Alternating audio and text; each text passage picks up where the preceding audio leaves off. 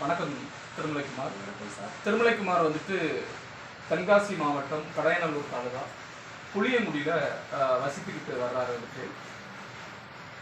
வந்து தான் உண்டு, தன்னுடைய வேலைகள் உண்டு அப்படிங்கிற ஒரு காலகட்டத்தில் 1 லட்சம் ரூபாய் கடன் வாங்கி இந்த நூலகத்தை வந்து இவர் வந்து கெட்டி புக்குகளெல்லாம் வாங்கி வச்சிருக்காரு.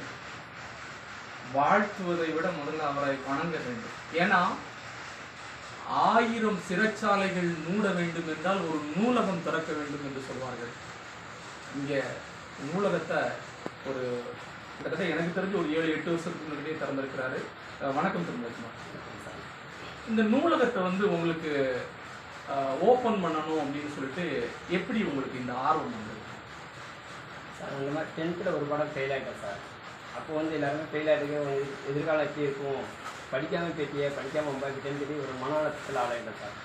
அப்போ தான் வந்து ஒரு புக் எடுத்து ஒரு பிஸ்கட்டுகளில் லட்சுமி கரிப்பிள்ளைங்களில் வேலை பார்த்தேன் சார். அதில் ஒரு மாதம் ஒரு புக் வாங்கி படித்தேன். அதில் கருத்துக்கள்லாம் எனக்கு நல்லா யூஸ்ஃபுல்லாக இருந்தது. அதோட வைப்ரேஷன் உணர முடிஞ்சுது. அப்போ நம்ம வீட்டில் ஒரு நூலகம் வச்சா எப்படி இருக்கும் அப்படின்னு ஒரு கற்பனையிலே இருந்தேன். 1 வருஷமாக ட்ரை பண்ணேன். தனியாக ஒரு போராட்டமாக என்னால் வந்து பண்ண முடியாது. எதுக்கு நூலம் வைக்க, அதை வைக்க, எந்த வைக்க அப்படின்னு. ஆனால் மனச்சாட்சி உறுத்திக்கிட்டே இருக்குது. என்னடா புளியங்குடியில் 7-8 ஒயின் ஷாப் இருக்குது.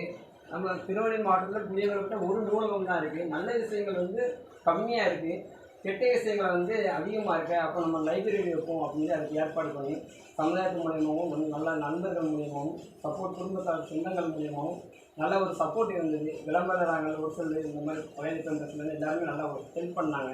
அவங்களுடைய ஆதரவுனால நம்ம லைப்ரரியை வைக்க முடியும் சார். ஆனால் 1 வருஷம் நல்லா போராடினா அதுக்குள்ள பயன் கிடைச்சிது சார். இந்த லைப்ரரி ஆரம்பித்து இப்போ எத்தனை வருஷம் இருக்கும் உங்களுக்கு? 10 வருஷம் முடிஞ்சு 11 வருஷம் ஆகுது சார். 11வது வருஷம். இந்த லைப்ரரியினால பயன்பெற்றவர்கள் உங்களுக்கு தெரிஞ்சு எத்தனை பேர் இருக்கலாம்? நிறையா ஒரு கவர்மெண்ட் வேலைக்கெலாம் போயிருக்காங்க சார். அரசாங்கம் தீனம் பேரில் போயிருக்காங்க, ஆர்மி போயிருக்காங்க, போலீஸாக இருக்காங்க, டிஎன்சி எக்ஸாம் எடுத்து பாஸ் ஆகிருக்காங்க. பயனுள்ளதாக இருக்குது சார். அதான் சார் 100 பேர் வந்து 100 பேர் பாஸ் ஆகணும் சார். நல்லது கஷ்டப்படுறவங்க ஒரு ஆள் முன்னேற்றம் இருந்தாலும் அந்த பேர் நம்மளுக்கு கிடைக்கும் சார். உதாரணத்துக்கு வாசனூரில் ஒரு ஆளை பார்க்க போகணும். நம்ம லைப்ரரி பற்றி அதுக்கு வேலை கிடைச்சிருக்கு. அப்போது அவரை சந்திக்க பேர் இந்த அண்ணன் லைப்ரரியில் தான் படித்து பாஸ் ஆகணும்னு சொல்லும்போது நம்மளுக்கு அதில் தான் ஒரு நன்றி கடனாக லைப்ரரி பிரயோஜனமாக இருந்தது. அது ஒரு சந்தோஷம் கிடைச்சிது. 1 லட்சம் ரூபாய் கடன் வாங்குறதுக்கு முன்னுக்கிட்டி, ஏன்னா தன்னுடைய சொந்த வாழ்க்கைக்கு கடன் வாங்குறாங்க. அதாவது பல்க்கு, அதாவது எப்படி சொல்கிறதுன்னா வண்டி வாங்குறதுக்கு வந்து கடன் வாங்குறாங்க, வீடு கட்டுறதுக்கு கடன் வாங்குறாங்க. நூலகம் கட்டுறதுக்கு நீங்கள் வந்துட்டு எப்படி உங்களுக்கு அந்த மனசு வந்து 1 லட்ச ரூபா கடன் வாங்கணும்னு தோணுது?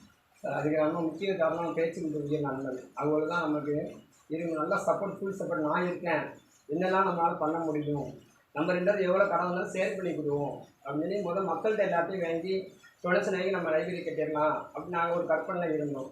இந்த மாதிரி வசதி பிடிக்க மாதிரி என்னப்போ உன் வீட்டில் 100 வீடு கட்டுறதுக்கு எதுக்குப்பா எங்கிட்ட ரூபா கேட்க அப்படின்னு சொன்னோட எனக்கு ஒரு டக்குன்னு ஒரு தாழ்வு பண்ண முடியும். அவங்க சொல்லுறது சரிதான், அப்போ நம்ம முயற்சி போய் நம்மளே பண்ணுவோம் அப்படின்னு இந்திரா காந்தி காந்தி மடப்பை இந்த மாதிரி சொன்னேன். இந்த மாதிரி எனக்கு 1 லட்ச ரூபா கடன் இல்லாமல் தான், வட்டி இல்லாமல் தான் நான் கட்டி கொஞ்சம் மாதம் 5000 ரூபாய் கொடுத்துட்டேன். நான் உடச்சி கொடுத்துருந்தேன். அவங்க ஒரு ஃபுல் சப்போர்ட் பண்ணனாலும் பேச்சுங்களுக்கு தன்னம்பிக்கை கொடுத்து ஆர்வம் பண்ணனாலும் 1 லட்ச ரூபா ரெடி பண்ணி இப்போ நல்லபடியாக லைப்ரரி போயிட்டு இருக்கேன். இன்றைக்கு இருக்கிற இளைஞர்களுக்கு புத்தகத்தை பற்றி என்ன சொல்லணும்னு நினைக்கிறீங்க? மாற்றம் வேணும்னா முதல் புத்தகத்தை வந்து படிக்கணும். அது ஒரு புத்தகத்தை படித்து அடுத்த புத்தகத்துக்கு முதல் ஆர்வம் வந்துடும் சார். அது என்னால் எப்படி சொல்ல போகணும்னு தெரியல. அவ்வளோ ஒரு பெரிய சக்தி இருக்குது. நம்மளுக்கு என்ன வேணுமோ அது கிடைக்கும். இப்போது வந்து செல்ஃபோனை தட்டினாலும் கிடைக்கும்னு சொல்லி எல்லோரும் சொல்லுவாங்க. ஆனால் இதுக்கு முன்னோர்கள் வந்து அந்த காலத்திலே இருந்து புத்தகங்களை படித்தாலே ஒரு 1000 நூலுக்கு ஒரு இது சமம்னு சொல்லியிருக்காங்க. ஒரு புத்தகத்தை படித்து அவ்வளோ பெரிய மாற்றம் இருக்குது. நல்ல விஷயங்கள்லாம் நம்ம வந்து பகிர்ந்துக்கிறோம், அதுவே தானாகவே சரியாயிருக்கு. இப்போ எனக்கு ஒரு கெட்ட விஷயம் இருக்குன்னா நான் அதை படித்தா நல்ல விஷயங்கள் தான் வளர்றதா, கெட்ட விஷயம் அதுவே ஆட்டோமேட்டிக்காக கலைஞ்சிடுது. நல்ல விஷயங்கள் தான் அதிகமாக வருது, தன்னம்பிக்கை வருது. நம்ம நல்லது பண்ணணும், உதவி பண்ணணும். முன்னோர்கள் வந்து நம்மளால் நேரில் பார்க்க முடியலை. அப்துல் கலாம், விவேகானந்தர் நேரில் பார்க்க முடியல. ஆனால் அவங்க வார்த்தையில் வந்து நிஜத்தில் எனக்கு சொன்ன மாதிரியே இருந்தது. இப்போ இங்கே வந்து எல்லாருமே நான் லைப்ரரியில் ஒரு கடையில் வேலை பார்த்துட்டு என்னப்பா லைப்ரரி இருக்கவும் திறந்தே இருக்கு, யாராவது புத்தகத்தை எடுத்து போயிடுவாங்க. அதான் அண்ணாத்துறை சொல்லியிருக்காங்க, அறிவு திறனெல்லாம் தப்பு கிடையாது. கொலை பண்ணுறாங்க, கொள்ளடிக்காங்க, ரைட் பண்ணுறாங்க, இதெல்லாம் தப்பு தான். அறிவு திறட்டு நீ அதை பற்றி ஒன்றும் மழைய வேண்டாது. அந்த வாசனை வந்து எங்களுக்கு எடுத்துக்கிட்டாருக்க ஒரு ஆர்வமாக இருக்குது. கண்டிப்பாக ஒரு இதில் ஒரு நல்ல ஒரு விஷயத்தை சொல்லியிருக்கிறீங்க. என்ன சொல்லியிருக்கிறீங்க அப்படின்னு, ஒரு மனிதன் எவ்வளவு பெரிய கெட்டவராக இருந்தாலும் ஒரு புத்தகத்தை படித்தா கண்டிப்பா வாழ்க்கையில திருந்திடுவாங்க அப்படிங்கிற மாதிரி வந்துட்டு ஒரு அருமையான கருத்தை வந்துட்டு நீங்க வந்துட்டு சொல்லியிருக்கிறீங்க. அதனால புத்தகம் எவ்வளவு முக்கியம் அப்படிங்கிறத எங்களுக்கே இன்னைக்கு தான் உணரப்பட்டிருக்கிறோம். அதனால இதை பார்த்துக்கிட்டு இருக்கிற நல்ல உள்ளங்கள் வந்துட்டு இந்த லைப்ரரிக்கு வாங்க, படிங்க.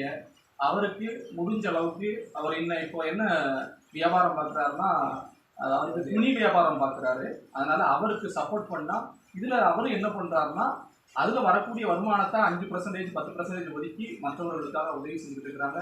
அவர் வாழ்வாங்கு வாழணும். இன்னும் நிறைய மாணவர்களுக்கு அவருக்கு வழிகாட்டியா இருக்குன்னு சொல்லிட்டு உங்களுக்கு நெஞ்சார்ந்த நன்றியை தெரிவித்துக் கொள்கிறேன். இறையருளால, குருவருளால, திருவருளால நீங்க நல்லா இருக்குங்க. நன்றி. இறைவன் ஆசிரியர். நன்றி.